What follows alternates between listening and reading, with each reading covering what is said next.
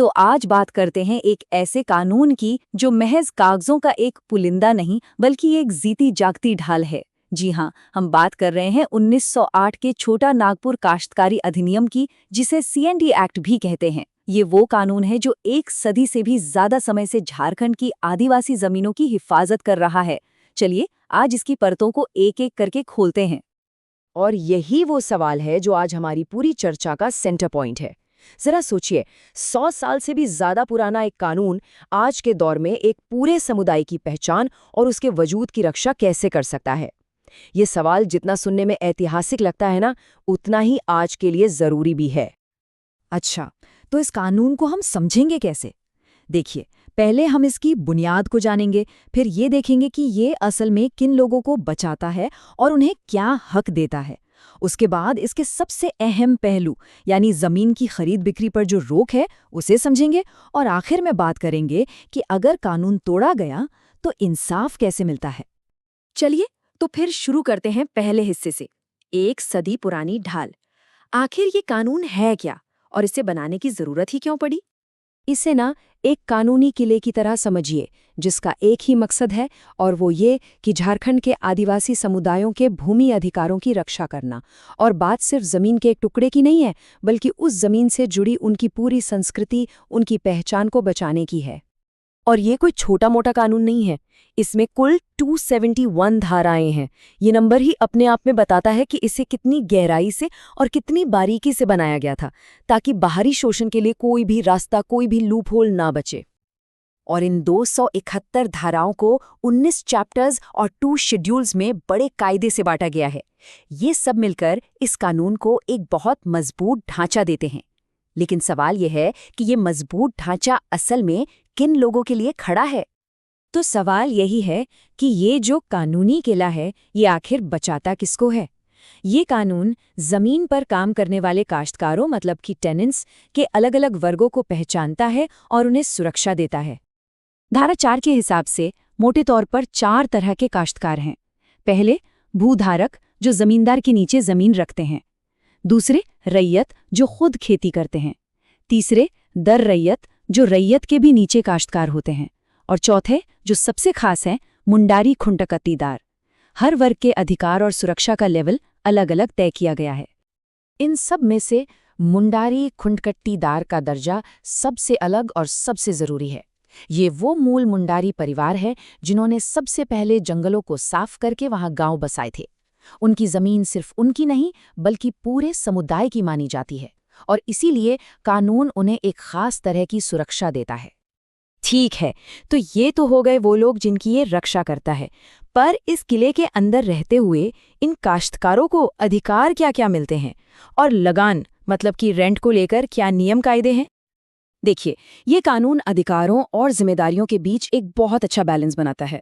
एक तरफ धारा 21 एक रैयत को अपनी जमीन इस्तेमाल करने, पेड़ लगाने, यहाँ तक कि घर बनाने का भी पूरा हक देती है। तो दूसरी तरफ धारा 45 और 52 जमींदारों को भी जवाबदेह बनाती हैं। उन्हें लगान की रसीद देनी होगी, और वो साल में सिर्फ 4 किश्तों में ही लगान ले सकते हैं, ताकि काश्तकारों का शोषण न हो।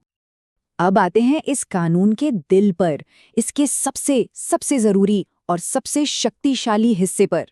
ये वो नियम हैं जो जमीन को बाहरी लोगों के हाथों में जाने से रोकते हैं। यही इस कानून की असली ढाल है। धारा 46 ये इस ढाल का सबसे मजबूत हिस्सा है, और इसके नियम एकदम क्रिस्टल क्लियर हैं।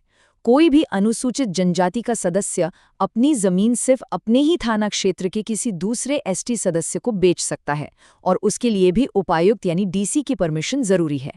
कुछ ऐसे ही नियम एससी और ओबीसी समुदायों पर भी लागू होते हैं, बस वहां जमीन का हस्तांतरण उसी जिले के अंदर हो सकता है। हाँ, लेकिन ऐसा भी नहीं है कि जमीन कभी किसी और काम के लिए दी ही नहीं जा सकती। कुछ अपवाद हैं, जैसे धारा 49 के तहत उद्योग या माइनिंग जैसे जरूरी कामों के लिए जमीन ट्रांसफर हो सकती है, पर वो प्रक्रिया भी बहुत सख्त है और उसके लिए रेवेन्यू डिपार्टमेंट से मंजूरी लेनी पड़ती है। लेकिन जब बात आती है मुंडारी खुंटकट्टीदार की जमीन की, तो नियम और भी ज्यादा सख्त हो जाते हैं। धारा 240 के तहत इस जमीन का ट्रांसफर लगभग नामुमकिन है। ये दिखाता है कि कानून उनकी उस विरासत को, उनके जंगल साफ कर गांव बसाने के उस ऐतिहासिक दावे को कितनी ज्यादा अहमियत देता है। अच्छा, मान लीजिए कि नियम तो हैं, पर अगर कोई इन नियमों को तोड़ दे तो? अगर किसी की जमीन पर अवैध कब्जा हो जाए या धोखे से छीन ली जाए, तब क्या होगा? तो ये कानून सिर्फ नियम नहीं बनाता, बल्कि न्याय का रास्ता भी दिखाता है। यहाँ पर धारा 71A एक बहुत ही शक्तिशाली औजार बनकर सामने आती है। अगर किसी की जमीन गैर कानूनी तरीके से ट्रांसफर हुई है, तो वो या उसका कोई वारिस सीधे उपायुक्त यानी डीसी के पास अपील कर सकता है, और जांच के बाद अगर दावा सही पाया गया तो डीसी के पास उस जमीन को उसके असली मालिक को वापस दिलाने की पूरी शक्ति है। और सिर्फ यही नहीं, अगर सरकारी रिकॉर्ड, जिसे खतियान कहते हैं, उसमें कोई जानकारी गलत लिख दी गई है, तो उसे ठीक करवाने के लिए भी इस कानून में अपील का पूरा प्रावधान है। तो इन सब बातों को अगर हम जोड़कर देखें ना, तो ये साफ हो जाता है कि ये सिर्फ एक कानून नहीं है, ये वाकई में झारखंड की जनजातीय पहचान को बचाने वाला सबसे बड़ा कानूनी हथियार है। पर एक और दिलचस्प बात यह है कि ये कानून कोई पत्थर की लकीर नहीं है जो एक बार बन गया तो बन गया। समय के साथ इसमें 57 से भी ज्यादा बार संशोधन हो चुके हैं। ये दिखाता है कि ये एक जिंदा कानून है जो बदलती जरूरतों के साथ खुद को भी बदलता रहा है।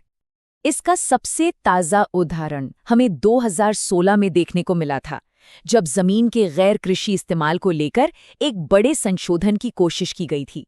हालांकि वो कोशिश कामयाब नहीं हुई, लेकिन वो घटना इस बात को साफ दिखाती है कि संरक्षण और विकास के बीच की बहस आज भी जारी है। और यहीं पर हम एक बहुत बड़े सवाल के साथ इस चर्चा को खत्म करते हैं। आज विकास और औद्योगिकरण का दौर है। ऐसे में ये सदी पुरानी ढाल भविष्य की इन नई चुनौतियों का, इन नए तीरों का सामना कैसे करेगी? क्या ये वक्त के साथ बदलेगी या अपने मूल सिद्धांतों पर ही टिकी रहेगी? इस सवाल का जवाब ही शायद झारखंड का भविष्य तय करेगा।